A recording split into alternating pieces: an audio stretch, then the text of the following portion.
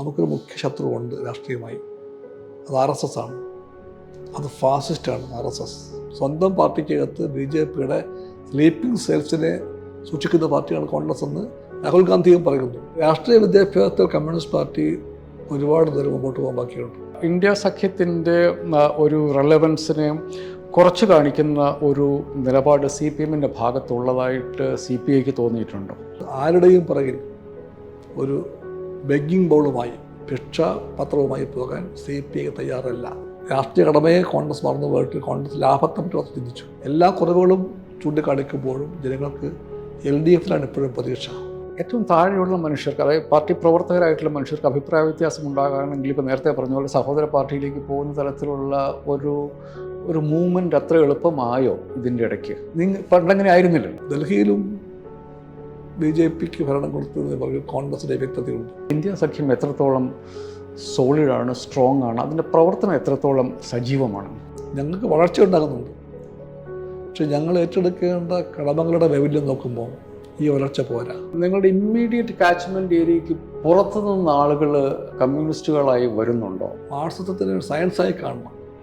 ആ സയൻസ് ഒരു ഗ്രോയിങ് സയൻസാണ്. കേന്ദ്ര സംസ്ഥാന രാഷ്ട്രീയം അത്യാവശ്യം പ്രശ്നഭരിതമായ ഒരു സമയത്താണ് നമ്മളിപ്പോൾ നിൽക്കുന്നത്. സാധാരണഗതിയിൽ അതിൻ്റെ ആവശ്യമില്ല. കേരളത്തിലാണെങ്കിൽ തിരഞ്ഞെടുപ്പ് 1 വർഷത്തിന് ശേഷമാണ്. കേന്ദ്രത്തിലൊരു സർക്കാർ ഭൂരിപക്ഷത്തോടെ, BJPക്ക് ഒറ്റയ്ക്ക് ഭൂരിപക്ഷമില്ലെങ്കിലും ഒരു NDA സർക്കാർ കേന്ദ്രത്തിൽ അധികാരത്തിലുണ്ട്.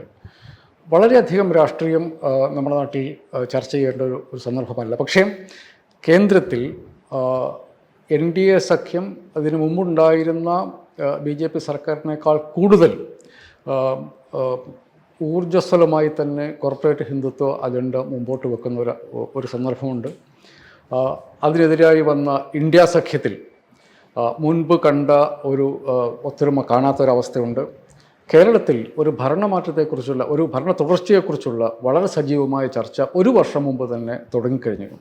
ഇത്തരം കാര്യങ്ങളിൽ ഇന്ത്യൻ കമ്മ്യൂണിസ്റ്റ് പാർട്ടിയുടെ നിലപാട് നമ്മളോട് പറയാൻ വേണ്ടിയിട്ട് പാർട്ടിയുടെ ദേശീയ സെക്രട്ടേറിയറ്റ് അംഗവും സംസ്ഥാന കമ്മിറ്റി സെക്രട്ടറിയുമായ ശ്രീ ബിനോയ് വിശ്വം നമ്മുടെ ഒപ്പം ഉണ്ട്. അദ്ദേഹത്തെ പരിപാടിയിലേക്ക് സ്വാഗതം ചെയ്യുന്നു. Thank you sir. വളരെ പ്രധാനപ്പെട്ട ഒരു രാഷ്ട്രീയ ചർച്ചയിൽ പങ്കെടുത്തിട്ടാണ് താങ്കൾ വരുന്നത്. അത് ഡീലിമിറ്റേഷനുമായിട്ട് ബന്ധപ്പെട്ട് തമിഴ്നാട് മുഖ്യമന്ത്രി MK സ്റ്റാലിൻ വിളിച്ചു ചേർത്ത ഒരു യോഗത്തിൽ ഡീലിമിറ്റേഷൻ ഒരു തെന്നിന്ത്യൻ സംസ്ഥാനങ്ങൾക്ക് പ്രത്യേകിച്ച് പ്രശ്നം ഉണ്ടാക്കാൻ സാധ്യതയുള്ള ഒരു കാര്യമാണ്. കേന്ദ്ര സർക്കാർ ഇതിനെക്കുറിച്ചൊന്നും വിട്ടു പറയുന്നുമില്ല. നമ്മുടെ ഭരണഘടന സംസ്ഥാനങ്ങൾക്ക് നൽകുന്ന ഒരു പ്രൈമസി, അതിനെതിരെയുള്ളൊരു വെല്ലുവിളി പോലെ വളരെയധികം ആളുകൾ ഇതിനെ കാണുന്നുണ്ട്. ഇപ്പോൾ ഡീലിമിറ്റേഷൻ വന്നിട്ടുണ്ടെങ്കിൽ സൗത്ത് ഇന്ത്യൻ സ്റ്റേറ്റുകൾക്ക് ഇപ്പോഴുള്ള 24% നിന്ന് അത് വളരെയേറെ കുറയാൻ സാധ്യതയുണ്ട്. ഇത് എത്രത്തോളം സീരിയസ് ആയിട്ടുള്ള പ്രശ്നമായിട്ട് കമ്മ്യൂണിസ്റ്റ് പാർട്ടി കാണുന്നു? കഴിഞ്ഞ ദിവസം നടന്ന ചർച്ചയിൽ അവർ എന്തൊക്കെ തരത്തിലുള്ള പ്രതീക്ഷകൾ അല്ലെങ്കിൽ ആശങ്കകൾ എന്തായിരുന്നു ആ ചർച്ചയിൽ ഉണ്ടായിരുന്ന? ഇതൊരു വളരെ ഗൗരവമേറിയ പ്രശ്നമാണ്. BJP ഗവൺമെൻറ്റിൻ്റെ നീക്കം യാദൃച്ഛികവുമല്ല, നിസ്സാരവുമല്ല. അതൊരു സ്വേച്ഛാധിപത്യത്തിൻ്റെ രാഷ്ട്രീയം കൈകാര്യം ചെയ്യാൻ ഔത്സുക്യമുള്ളൊരു പാർട്ടിയുടെ കരുനീക്കമാണത്. അതൊരു ജനസംഖ്യാനുപാതികമായിട്ടുള്ള ഒരു പാർലമെൻ്ററി വ്യവസ്ഥയെപ്പറ്റി പറയുകയാണ്. പാർലമെൻറ്റിലുള്ള സംസ്ഥാനങ്ങളുടെ ആതിഥ്യം ആ സംസ്ഥാനത്തിലെ ജനസംഖ്യയുമായിട്ട് ബന്ധപ്പെടുത്തിക്കൊണ്ട് വേണം ആശയമെന്ന് പറഞ്ഞാൽ അത് പുറമേക്ക് തോന്നാം വളരെ നിഷ്കളങ്കമാണെന്ന്. എന്നാൽ അങ്ങനെയല്ല. വളരെ കണക്ക് കൂട്ടിയിട്ടുള്ളൊരു നിഗൂഢമായ രാഷ്ട്രീയ നീക്കമാണത്. എന്ന് പറഞ്ഞാൽ ജനസംഖ്യയുടെ വളർച്ച തോത് നോക്കിയാൽ ദക്ഷിണേന്ത്യയിൽ സംസ്ഥാനങ്ങളുടെ ജനസംഖ്യ വളർച്ച വളരെ കുറവാണ്. അതിൻ്റെ കാരണം ജനസംഖ്യയെ സംബന്ധിച്ച് ദേശീയ നയമുണ്ട്. അത് പോപ്പുലേഷൻ കൺട്രോളാണ്, ജനസംഖ്യാ നിയന്ത്രണം. നാം 2 നമുക്ക് 2 എന്ന മുദ്രാവാക്യവും പിന്നെ നാം 1 നമുക്കൊന്ന് ഇതൊക്കെ നമ്മൾ വായിച്ചിട്ടുണ്ട് നമ്മുടെ കുട്ടിക്കാലത്ത് തന്നെ. അതൊരു ക്യാമ്പയിൻ്റെ ഭാഗമായിട്ടായിരുന്നു. ആ ക്യാമ്പയിൻ വെറുതെ ഉണ്ടായൊന്നല്ല. സമൂഹത്തിൻ്റെ ഒരു പൊതു നയമായിട്ട് രാഷ്ട്രം തന്നെ പ്രഖ്യാപിച്ച കാര്യമാണ് പോപ്പുലേഷൻ കൺട്രോൾ അഥവാ ജനസംഖ്യാ നിയന്ത്രണം. അത് തൊഴിലില്ലായ്മയുടെ കാര്യം പറയുമ്പോഴും ദാരിദ്ര്യത്തിൻ്റെ കാര്യം പറയുമ്പോഴും അതിനെല്ലാം ഉച്ചാരണത്തിന് വേണ്ടിയിട്ടുള്ള നീക്കത്തിൻ്റെ ഭാഗമായിട്ടാണ് നമ്മൾ പറഞ്ഞത് ജനസംഖ്യ ഇതുപോലെ വളർന്നു പോയാൽ നമുക്ക് ദേശീയ ലക്ഷ്യങ്ങളൊന്നും എത്തിപ്പിടിക്കാൻ പറ്റില്ല, അതുകൊണ്ട് ജനസംഖ്യ നിയന്ത്രിക്കണം. ഇതായിരുന്നു നാഷണൽ പോളിസി, ദേശീയ നയം. ആ നയം നടപ്പിലാക്കാൻ വേണ്ടി ഏറ്റവും ആത്മാർത്ഥത കാണിച്ചവരാണ് ഈ സംസ്ഥാനങ്ങളെല്ലാം. ദക്ഷിണേന്ത്യൻ സംസ്ഥാനങ്ങളെല്ലാം അത് നടപ്പിലാക്കാൻ വേണ്ടി തീവ്രമായി ശ്രമിച്ചിട്ടുണ്ട്, ജനങ്ങളെ ബോധ്യപ്പെടുത്തിയിട്ടുണ്ട്, അതിന് ഫലമുണ്ടായിട്ടുണ്ട്. ജനസംഖ്യ അതുകൊണ്ടുകൂടെ വളർച്ചാ തോത് വളരെ കുറവാണ് ഇവിടെ. അതൊരു വലിയ അവസരമായി കണ്ടുകൊണ്ട് ഈ ദേശീയ നിർവഹണത്തിൽ ഒട്ടും താല്പര്യം കാണിക്കാൻ കഴിയാതെ പോയാൽ, മനഃപൂർവ്വം ഞാൻ പറയില്ല, ഒരു കാര്യം പിന്നോക്കാവസ്ഥയായിരിക്കാം, വിദ്യാഭ്യാസ പിന്നോക്കാവസ്ഥയായിരിക്കാം, സാംസ്കാരിക പിന്നോക്കാവസ്ഥയായിരിക്കാം, അങ്ങനെ പലതുമായിരിക്കാം. അടുത്ത ദാരിദ്ര്യവും ജനസംഖ്യ വളർച്ചയും തമ്മിൽ ബന്ധമുണ്ടല്ലോ. അതെല്ലാം കൂടെ നോക്കുമ്പോൾ അതെല്ലാം കൂടെ ചേർന്നിട്ടാണ് ഉത്തരേന്ത്യയിലെ പല സംസ്ഥാനങ്ങളിലും ജനസംഖ്യാ വളർച്ച വൻ തോതിലായിരുന്നു. ജനസംഖ്യയെ മാനദണ്ഡമാക്കിക്കൊണ്ടൊരു പാർലമെൻ്ററി പ്രാതിനിധ്യം വന്നാൽ ദേശീയ നയം നടപ്പിലാക്കാൻ ഔത്സുക്യം കാണിച്ച സംസ്ഥാനങ്ങളെല്ലാം ശിക്ഷിക്കലായിരിക്കും ഫലം ഉണ്ടാകാൻ പോകുന്നത്. ശിക്ഷിക്കപ്പെടും കേരളം, ശിക്ഷിക്കപ്പെടും തമിഴ്നാട്, ആന്ധ്ര, തെലുങ്കാന എല്ലാം ശിക്ഷിക്കപ്പെടും. ഈവൻ കർണാടക ഓഫ് കോഴ്സ് ശിക്ഷിക്കപ്പെടും. അപ്പോൾ അങ്ങനെ ഒരു ശിക്ഷയുടെ പാത്രമാകാൻ എന്താ കാരണം? നാഷണൽ പോളിസി ബോധപൂർവം നടപ്പിലാക്കാൻ വേണ്ടി ശ്രമിച്ചതിൻ്റെ ഫലമായിട്ട് ശിക്ഷിക്കാമോ സംസ്ഥാനങ്ങളെ? ഈ ചോദ്യമാണ് മദിരാശി സമ്മേളനം ഉയർത്തിയത്. അതുകൊണ്ട് ആ രാഷ്ട്രീയ നീക്കത്തെ രാഷ്ട്രീയമായി എതിരിടാൻ വേണ്ടിയുള്ളൊരു ഐക്യനിര, ജോയിൻ്റ് ആക്ഷൻ കമ്മിറ്റി ഉണ്ടായുള്ളൂ. അതിൽ കക്ഷി രാഷ്ട്രീയങ്ങളെല്ലാം മാറ്റിവെച്ചുകൊണ്ട് ദക്ഷിണേന്ത്യയിലെ മിക്കവാറും എല്ലാ പാർട്ടികളും, BJP ഇതര പാർട്ടികളെല്ലാം അതിൽ പങ്കെടുത്തു, താല്പര്യപൂർവ്വം പങ്കെടുത്തു. ഇപ്പോൾ നമ്മൾ കാണുന്നത് ഒരു ഇന്ത്യ സഖ്യം എന്നുള്ള പേരിൽ പഴയ മദിരാശി സമ്മേളനത്തിൻ്റെ പ്രധാനപ്പെട്ട തീരുമാനങ്ങൾ അല്ലെങ്കിൽ നിർദ്ദേശം എന്ന് പറയുന്നത് 25 കൊല്ലത്തേക്ക്, വരുന്ന 25 കൊല്ലത്തേക്ക് ഇന്നത്തെ ആ സ്റ്റാറ്റസ് കോ മരവിപ്പിക്കണം. വർധനവും പാടില്ല, കുറവും പാടില്ല. ഇപ്പോൾ എന്താണോ അങ്ങനെ നിർത്തണമെന്നാണ് അതിൻ്റെ സുപ്രധാനമായ തീരുമാനം, നിർദ്ദേശം. ആ നിർദ്ദേശം പാലിക്കാൻ വേണ്ടി നിയമപരമായും രാഷ്ട്രീയമായും എന്തൊക്കെ ചെയ്യാൻ കഴിയുമോ അതൊക്കെ ചെയ്യണം. പാർലമെൻ്ററി വേദികളും പുറത്തുള്ള വേദികളും കോടതികളും അടക്കം ആശയപ്രചരണത്തിൻ്റെ സാധ്യതകളെല്ലാം നോക്കിക്കൊണ്ട് ഇതിനു വേണ്ടിയിട്ടുള്ള ക്യാമ്പയിനിലേക്ക് ഈ പാർട്ടികളും സംസ്ഥാനങ്ങളും ഒറ്റക്കെട്ടായി നിൽക്കണം എന്നായിരുന്നു മദിരാശി സമ്മേളന ധാരണ. അതിൻ്റെ ഭാഗമായിട്ട് അടുത്ത സമ്മേളനം വളരെ വൈകാതെ നടക്കും. അത് ഹൈദരാബാദിൽ വെച്ചായിരിക്കും.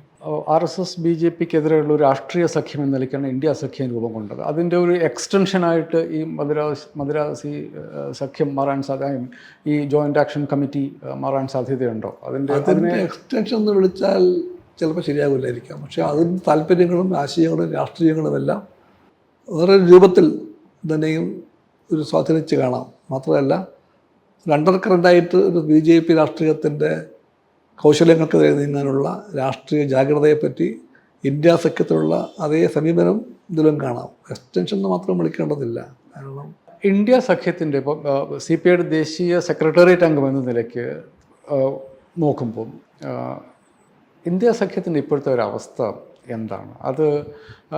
അതിൻ്റെ ഒരു തുടക്കം മുതൽ നോക്കിക്കഴിഞ്ഞിട്ടുണ്ടെങ്കിൽ അതൊരു നമ്മൾ ഇംഗ്ലീഷിൽ റോളർ കോസ്റ്റർ എന്ന് പറയുന്ന പോലെ പൊങ്ങിയും താങ്ങും കാണുന്ന ഒരവസ്ഥയായിരുന്നു. എനിക്ക് തോന്നുന്നു അത് 2023 അത് രൂപം കൊടുത്തു. പക്ഷേ 5 സംസ്ഥാനങ്ങളിൽ തിരഞ്ഞെടുപ്പ് വന്നപ്പം പ്രാക്ടിക്കലി ആ സഖ്യത്തെ കണ്ടില്ല. പക്ഷേ പാർലമെൻറ്റ് തിരഞ്ഞെടുപ്പിലേക്ക് വന്നപ്പം അത് വളരെ വളരെ സജീവമായിട്ട് വന്നു. പക്ഷേ പിന്നീട് അതിന് ശേഷമുണ്ടായ നിയമസഭാ തിരഞ്ഞെടുപ്പുകൾ പലതും സഖ്യകക്ഷികൾ തമ്മിൽ അങ്ങോട്ടും ഇങ്ങോട്ടും തല്ലുകയും ഭരണം നഷ്ടപ്പെടുകയും ജയിക്കാമായിരുന്ന ജയങ്ങൾ ഇല്ലാതാക്കുകയും ചെയ്യുന്നുള്ള വിമർശനം നാട്ടിലുണ്ട്. ഇപ്പോഴത്തെ RSS BJP സഖ്യത്തിനെതിരെയുള്ള ഒരു സഖ്യം എന്ന നിലയിൽ ഇന്ത്യ സഖ്യം എത്രത്തോളം സോളിഡാണ്, സ്ട്രോങ് ആണ്? അതിൻ്റെ പ്രവർത്തനം എത്രത്തോളം സജീവമാണ്? ആ സഖ്യത്തിൻ്റെ പുറകിലെ രാഷ്ട്രീയ ആശയം വളരെ ശരിയാണ്. പക്ഷേ ആ രാഷ്ട്രീയ ആശയം ശരി ആയതുകൊണ്ട് മാത്രം ഒരു സഖ്യം സ്വാഭാവികമായിട്ടും ശക്തിപ്പെടും, വിജയിക്കും എന്നോർത്തിരിക്കാനും പാടില്ല. ഇന്ത്യൻ രാഷ്ട്രീയത്തിൻ്റെ യാഥാർത്ഥ്യമല്ല ഈ സ്വാഭാവികമായിട്ടും അത് നടന്നോളൂ എന്ന് ചിന്തിച്ചാൽ that is not the Indian reality. ഇതാണ് എൻ്റെ പാഠം. കമ്മ്യൂണിസ്റ്റ് പാർട്ടിക്ക് അഭിമാനപൂർവ്വം പറയാൻ കഴിയും, വാസ്തവത്തിൽ CPI ആണ് ഈ ആശയത്തിൻ്റെ ആദ്യത്തെ വിത്തുപാകിയ പാർട്ടി. 2015 തന്നെ CPI പറഞ്ഞു. നമ്മുടെ മുഖ്യ ശത്രു RSS നയിക്കുന്ന BJP ആണെന്ന് പറഞ്ഞു. അന്ന് മറ്റൊരു പാർട്ടിയും പറയാത്തപ്പോൾ തന്നെ നല്ല ക്ലാരിറ്റിയോട് CPI പറഞ്ഞു, നമുക്കൊരു മുഖ്യ ശത്രുവുണ്ട് രാഷ്ട്രീയമായി, അത് RSS ആണ്, അത് ഫാസിസ്റ്റാണ് RSS. അങ്ങനെയുള്ളൊരു ഫാസിസ്റ്റ് RSSനാൽ നയിക്കപ്പെടുന്ന BJP ആണ് നമ്മുടെ മുഖ്യ എതിരാളി. അങ്ങനെ മുഖ്യ എതിരാളിയായിട്ട് BJPയെ കണ്ടെത്തി കഴിഞ്ഞ ആ ചുറ്റുപാടിൽ CPI തന്നെ പറഞ്ഞതാണ്, ആ എതിരാളിയെ പരാജയപ്പെടുത്താൻ വേണ്ടി ഏറ്റവും വിപുലമായ, സാധ്യമായത്രയും വിപുലമായൊരു ഐക്യനിര ഉണ്ടായി വരണം, അതിനെ പൊളിറ്റിക്കലായിട്ട് ചെറുക്കാൻ വേണ്ടി. ഈ ആശയമാണ് CPI വെച്ചത്. അന്ന് CPI പറഞ്ഞ പ്രയോഗം ഇതായിരുന്നു, maximum possible broadest unity to fight the menace of the RSS controlled BJP. ഇതാണ് CPI എന്ന് പറഞ്ഞത്. ആ രാഷ്ട്രീയം ശരിയാണ്. ഞങ്ങൾ ആദ്യം പറഞ്ഞപ്പോഴത്തേക്കും അധികം പേര് പിന്താങ്ങാൻ ഉണ്ടായില്ല. There was nobody as takers. പക്ഷെ പിന്നീട് ഇന്ത്യൻ രാഷ്ട്രീയത്തിൻ്റെ പരിണാമത്തിൻ്റെ ഓരോ ഘട്ടത്തിലും രാജ്യം കണ്ടതെന്താ, പുതിയ പുതിയ പാർട്ടികൾ ഇതേ ആശയം പറഞ്ഞു. അതായത് CPI പറഞ്ഞതുപോലെ ഒന്നും പറഞ്ഞിട്ടില്ല, അത് പ്രതീക്ഷിക്കുന്നുമില്ല. പക്ഷേ CPI പറഞ്ഞ അതേ ആശയം അന്ന് പറയാത്ത മിക്കവാറും എല്ലാ പാർട്ടികളും, നോൺ BJP ചേരിയിലെ മിക്കവാറും എല്ലാ പാർട്ടികളും ഏറിയും കുറഞ്ഞുമുള്ള അളവിൽ ഇതേ രാഷ്ട്രീയം പറയാൻ തയ്യാറായി. അങ്ങനെ തയ്യാറായി വന്ന ഘട്ടത്തിലാണ് ഒരു പ്രത്യേക മുഹൂർത്തത്തിൽ, പൊളിറ്റിക്കൽ മുഹൂർത്തത്തിൽ ഈ BJPക്കെതിരായിട്ടുള്ള രാഷ്ട്രീയ സഖ്യമായിട്ട് ഇന്ത്യ സഖ്യം രൂപപ്പെട്ടത്. ആ സഖ്യത്തിൻ്റെ പുറമേയിൽ അതുകൊണ്ട് CPIക്ക് ന്യായമായ അഭിമാനമുണ്ട്, സന്തോഷമുണ്ട്. പക്ഷേ അതിൻ്റെ ഒരു ഈ പറഞ്ഞ ഉയർച്ചയും താഴ്ചയും എല്ലാം ഉണ്ടായിട്ട് ഇന്ന് അതിൻ്റെ ഒരു താഴ്ചയുടെ ഒരു ലെവലിൽ പോയിക്കൊണ്ടിരിക്കുകയാണ്. ഇതിങ്ങനെ പോയാൽ പോരാ, അതിനൊരുപാട് സാധ്യതകളുണ്ട്. ജനങ്ങളുടെ പ്രതീക്ഷയുടെ ദാഹനം കാണാൻ പറ്റുമതിന്. ജനങ്ങൾക്കൊരു മാറ്റം വേണം, ഒരു ബദൽ വേണം. BJPയെ ഫലപ്രദമായി ചെറുക്കാനും തോൽപ്പിക്കാനും കഴിയുന്ന രാഷ്ട്രീയ ശേഷിയുള്ള, ആശയ വ്യക്തതയുള്ള, കാഴ്ചപ്പാടുള്ള സഖ്യം വേണം എന്നുള്ളത് ഇന്ത്യൻ ജനതയുടെ അഭിലാഷമാണ്. ആ അഭിലാഷത്തോട് നീതി കാണിക്കാൻ കഴിയുന്ന പ്രസ്ഥാനമായിട്ട് തന്നെ മാറ്റിയെടുക്കാൻ പറ്റും. അതിനകത്ത് ഒത്തിരി ഫാക്ടേഴ്സ് ഉണ്ട്. ഒരു മുഖ്യ ഘടകം, ഇതിനകത്ത് മുൻകൈ പങ്കുവയ്ക്കാൻ കഴിയുന്ന പാർട്ടി നാച്ചുറലി ഇന്ന് കോൺഗ്രസ്സാണ്. നാച്ചുറലി ആ പാർട്ടിയുടെ നന്മയും തിന്മയൊക്കെ നിൽക്കട്ടെ, പക്ഷേ എല്ലാ ഒരു പാൻ ഇന്ത്യ പ്രസൻസുള്ള, എല്ലാ ഭാഗത്തും സാന്നിധ്യമുള്ള, ചരിത്രമുള്ള, മതേതര ബോധത്തെ പൊതുവെ കെട്ടിപ്പിടിക്കുന്ന, അവിടെയും പാളിച്ചകളൊക്കെ ഉണ്ടെങ്കിൽ പോലും പൊതുവേ ഇറ്റ് സെക്കുലർ, അതെല്ലാമായിട്ടുള്ള കോൺഗ്രസ്സിനാണ് അതിൻ്റെ ഒരു നേതൃപരമായ പങ്ക് വഹിക്കാൻ കഴിയുന്നത്. ആ പാർട്ടിക്ക് ആ പങ്ക് വഹിക്കാനുള്ള രാഷ്ട്രീയ ജാഗ്രതയോ ഇച്ഛയോ ചിലപ്പോൾ കാണിക്കും, ചിലപ്പോൾ കാണിക്കുന്നില്ല. അതൊരു വലിയ പരിമിതിയാണ്. അതിൻ്റെ ഫലമായിട്ടാണ് പല സംസ്ഥാനങ്ങളിലും ഉണ്ടാകാമായിരുന്ന സഖ്യം സാധ്യമാകാതെ പോയി. BJPയെ പരാജയപ്പെടുത്താൻ കഴിയുമായിരുന്ന പല ഘട്ടങ്ങളിലും BJPക്ക് മറികടക്കാൻ പറ്റിയത് ഈ അവ്യക്തത കൊണ്ടാണ്. ഇപ്പം ഹരിയാന വാസ്തവത്തിൽ കോൺഗ്രസ്സാണ് അവർക്ക് 3-ാം സ്ഥാനം വീണ്ടും കൊടുത്തു. 3-ാം ഊഴം ഹരിയാനയിൽ BJP പ്രതീക്ഷിച്ചിട്ടില്ല, പക്ഷെ അത് കൊടുത്തത് BJPയുടെ മുമ്പിൽ സംയുക്തമായ ഒരു ഐക്യതയെ കെട്ടിപ്പടുത്തുകൊണ്ട് മുന്നോട്ട് പോകാൻ കഴിയുമായിരുന്ന അവസരത്തെ ഇല്ലാതാക്കിയ കോൺഗ്രസിൻ്റെ സ്റ്റാൻഡാണ്. അതുകൊണ്ട് ഞാൻ പറയും കോൺഗ്രസ്സാണ് 3-ാം ഊഴം കൊടുത്തത്. ഡൽഹിയിലും BJPക്ക് ഭരണം കൊടുത്തതിന് പുറകിൽ കോൺഗ്രസിൻ്റെ വ്യക്തതയുണ്ട്. ഒരു രാഷ്ട്രീയ ജാഗ്രതയും രാഷ്ട്രീയ നീക്കവും ആവശ്യമായ ഘട്ടങ്ങളിൽ അതിന് 1-ാം സ്ഥാനം കൊടുക്കണം. അവിടെ പെറ്റി പൊളിറ്റിക്സിൻ്റെ പരിഗണനയെല്ലാം മാറ്റിവെക്കണം. അവിടെ അത് ചെയ്യാൻ കഴിയാതെ പോയി കോൺഗ്രസ്സിന്. ഇപ്പോഴത്തെ അവസ്ഥയിൽ കോൺഗ്രസ് കൂടാതെ മറ്റൊരു ഓപ്ഷൻ ഇല്ല, അല്ലെങ്കിൽ കോൺഗ്രസ് ഉള്ള ഒരു ഫോർമേഷൻ അല്ലാതെ മറ്റൊരു ഓപ്ഷൻ ഇല്ല എന്നുള്ള ഒരു ഇന്നവിറ്റബിലിറ്റി കൂടി ഇല്ലേ ഇടതുപക്ഷ പാർട്ടികളുടെ മുമ്പിൽ പോലും? അല്ല, ബയ്യാലാൽ ശരിയാണത്. കാരണം ഇടതുപക്ഷ പാർട്ടികൾ ഒരു കാലത്ത് പറഞ്ഞത് കോൺഗ്രസ് ഇതര BJP ഇതര സഖ്യം എന്നൊക്കെ പറഞ്ഞിരുന്നു. അത് ഇന്ത്യൻ യാഥാർത്ഥ്യമല്ല. ഇന്നത്തെ ആ ഘട്ടം കഴിഞ്ഞു. ഇന്നത്തെ ഇന്ത്യൻ രാഷ്ട്രീയം ആവശ്യപ്പെടുന്നത് യാഥാർത്ഥ്യബോധമുള്ള രാഷ്ട്രീയ സഖ്യമാണ്. ആ യാഥാർത്ഥ്യബോധം എന്താണ്? കോൺഗ്രസിനെ ഒഴിവാക്കി നിർത്തിക്കൊണ്ട് ഒരു BJP വിരുദ്ധ സമരനിര ഇന്ന് യാഥാർത്ഥ്യമാക്കാൻ പറ്റില്ല. അതിൻ്റെ അർത്ഥം കോൺഗ്രസ് എല്ലാം തിരിഞ്ഞ പാർട്ടിയാണെന്നല്ല. കോൺഗ്രസ്സിന് ഒരുപാട് കുറവുകളുണ്ട്, ചാഞ്ചാട്ടങ്ങളുണ്ട്. സാമ്പത്തിക നയത്തിൽ അതിൻ്റെ ചില ഭാഗത്തെല്ലാം പ്രകടമായി കാണുന്ന പ്രോ കോർപ്പറേറ്റ് നിലപാടുകളുണ്ട്. അതിൻ്റെ മൃദുഹിന്ദുത്വ അപ്രോച്ചുണ്ട്. ചിലപ്പം ചില ആൾക്കാർ കാണിക്കുന്ന പോലെ BJP ചായവുള്ളവരുണ്ട്. രാഹുൽ ഗാന്ധി തന്നെ പറയുന്നു കോൺഗ്രസിനകത്ത് പല സംസ്ഥാനങ്ങളിലും sleeping cells of the BJP ഉണ്ടെന്ന്. എന്തൊരു വലിയ വിമർശനമാണെന്ന്. സ്വന്തം പാർട്ടിക്കകത്ത് BJPയുടെ സ്ലീപ്പിംഗ് സെൽസിനെ സൂക്ഷിക്കുന്ന പാർട്ടിയാണ് കോൺഗ്രസ് എന്ന് രാഹുൽ ഗാന്ധിയും പറയുന്നു. അതെല്ലാം കോൺഗ്രസിൻ്റെ സഹജമായിട്ടുള്ള ദൗർബല്യങ്ങളാണ്. അതെല്ലാം ഉള്ളപ്പോഴും ആ കോൺഗ്രസിനെ പാടെ മാറ്റി നിർത്തിക്കൊണ്ടുള്ള ഒരു BJP വിരുദ്ധ സഖ്യം ഇന്ത്യൻ രാഷ്ട്രീയത്തിൽ പ്രാവർത്തികമാക്കാൻ പ്രയാസമാണെന്നുള്ള യാഥാർത്ഥ്യബോധം എല്ലാവർക്കും വേണം. CPIക്ക് അതുണ്ട്. ഞാനിത് CPI CPM ഒരു അഭിപ്രായ ഭിന്നത എന്നുള്ള മട്ടിലുള്ള ചോദ്യമല്ല എൻ്റെ ചോദ്യം. ഇതിൽ ഇക്കാര്യത്തിൽ CPMൻ്റെ നിലപാട്, CPM ഇന്ത്യ സഖ്യവുമായി മുമ്പോട്ട് പോകുമ്പം അതിൽ ശ്രീ സീതാറാം യെച്ചൂരിയുടെ മരണത്തോടനുബന്ധിച്ച് ശ്രീ രാഹുൽ ഗാന്ധി നടത്തിയ പ്രസംഗത്തിൽ ഇതിൻ്റെ ആത്മാവാണ് സീതാറാം യെച്ചൂരി ആയിരുന്നു എന്ന് വെച്ചാൽ CPM എന്നുള്ള പാർട്ടി ഒന്നുണ്ടായിരുന്നുള്ളൂ. CPMൻ്റെ നിലപാടിൽ നിങ്ങൾ ഇടതുപക്ഷ കക്ഷികളുടെ നിലപാടിൽ CPIയുടെ നിലപാടിൽ നിന്ന് കുറച്ച് വിഭിന്നമായ നിലപാട് CPMനുള്ളതായിട്ട് തോന്നിയിട്ടുണ്ട്. കാരണം ഞാൻ ശ്രീ പ്രകാശ് കാരാട്ടിൻ്റെ പ്രസ്താവനയിൽ കണ്ടത് ഇന്ത്യ സഖ്യം എന്നുള്ള 2024 തെരഞ്ഞെടുപ്പിന് വേണ്ടി ഉണ്ടാക്കിയ ഒരു സഖ്യമാണ് എന്നൊരു പ്രസ്താവന അദ്ദേഹത്തിൻ്റെ വകയായിട്ട് ഞാൻ കണ്ടിട്ടുണ്ട്. ഇന്ത്യ സഖ്യത്തിൻ്റെ ഒരു റെലവൻസിനെ കുറച്ച് കാണിക്കുന്ന ഒരു നിലപാട് CPMൻ്റെ ഭാഗത്തുള്ളതായിട്ട് CPIക്ക് തോന്നിയിട്ടുണ്ടോ? ഇതൊരു CPI-CPM തർക്കത്തിൻ്റെ വിഷയമാണ്. തർക്കത്തില്ല, ഞാനില്ല. ഈ ചോദ്യം പൊന്തി വരാം. ഞങ്ങളുടെ കാഴ്ചപ്പാടിൽ ഇപ്പോൾ 24 ഇലക്ഷന് വേണ്ടി മാത്രം തട്ടിക്കുട്ടി ഉണ്ടാക്കി ഒന്നായിട്ടത് മാറാൻ വേണ്ടിയല്ല ഞങ്ങൾ ആഗ്രഹിച്ചത്. അങ്ങനെ ആയിപ്പോയി കാണും. അതൊരു പോസിറ്റീവായ ഡെവലപ്മെൻറ്റായി CPI കാണുന്നില്ല.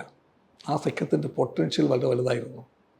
ആ പൊട്ടൻഷ്യൽ ഉൾക്കൊള്ളാനും പ്രാവർത്തികമാക്കാനും മുന്നോട്ട് കൊണ്ടുപോകാനും കഴിയാതെ പോയതിൻ്റെ പ്രശ്നം തീർച്ചയായിട്ടും ഉണ്ട്. അതേസമയം ഒരു ഇലക്ഷനപ്പുറത്തേക്ക് ഇന്ത്യൻ രാഷ്ട്രീയത്തിൻ്റെ ഗതിക്രമങ്ങളെ സ്വാധീനിക്കാൻ കഴിയുന്ന ഒരു അടിയുറപ്പുള്ള ആശയവ്യക്തതയുള്ള സഖ്യമാക്കി അതിനെ മാറ്റാനുള്ള തുടക്കമായിട്ട് അതിനെ കാണേണ്ടതായിരുന്നു. അതുണ്ടായില്ല. അതിൽ കോൺഗ്രസിൻ്റെ വലിയ വീഴ്ചയുണ്ട്. CPIയും CPMും അതിനെ കണ്ടത് രണ്ട് രീതി തന്നെയാണ്. ആ സഖ്യത്തിൻ്റെ രാഷ്ട്രീയ അർത്ഥത്തിന് CPI കണ്ട അതേ അളവിൽ CPM കണ്ട് കാണില്ല. ഉദാഹരണത്തിന് ഈ സഖ്യത്തിൻ്റെ ബാംഗ്ലൂരിലെ സെഷനിൽ വെച്ചാണ് ഇന്ത്യ സഖ്യത്തിൻ്റെ സ്ട്രക്ചേഴ്സ് രൂപം കൊണ്ടത്. ഒരു സ്റ്റിയറിംഗ് കമ്മിറ്റി, ഒരു ക്യാമ്പയിനിങ് കമ്മിറ്റി, ഒരു സോഷ്യൽ മീഡിയ കമ്മിറ്റി. ഇത് മൂന്നും ഉണ്ടായത് അവിടെ വെച്ചാണ്. പൊളിറ്റിക്കലി ഏറ്റവും പ്രധാനപ്പെട്ട കമ്മിറ്റി സ്റ്റിയറിംഗ് കമ്മിറ്റിയാണ്. ഈ ഇത്രയും പാർട്ടികളുടെ പങ്കാളിത്തം ഉള്ള ഒരു സംവിധാനത്തിന് മുന്നോട്ട് പോകാനുള്ള ഒരു സംവിധാനത്ത് ഒരു രൂപം വേണമല്ലോ. ആ രൂപത്തെപ്പറ്റിയുള്ള ചർച്ചയാണ് ഇത് ഈ ആശയങ്ങളായി മാറിയത്. ഈ 3 കമ്മിറ്റികളുടെ നിർദ്ദേശപ്പം വന്നതാണ്. അപ്പോൾ ഞാനും ഉണ്ടായിരുന്നു. CPIയുടെ പ്രതിനിധിയായിട്ട് ഞാനും രാജക്കൊപ്പം ഉണ്ടായിരുന്നു. സീതാറാം ഉണ്ടായിരുന്നു. അവിടെ സീതാറാം പറഞ്ഞത് ഞങ്ങൾ ഇടവേളയിൽ ഇടതുപക്ഷ പാർട്ടികൾ മാത്രമായിട്ടൊന്നിരുന്നു.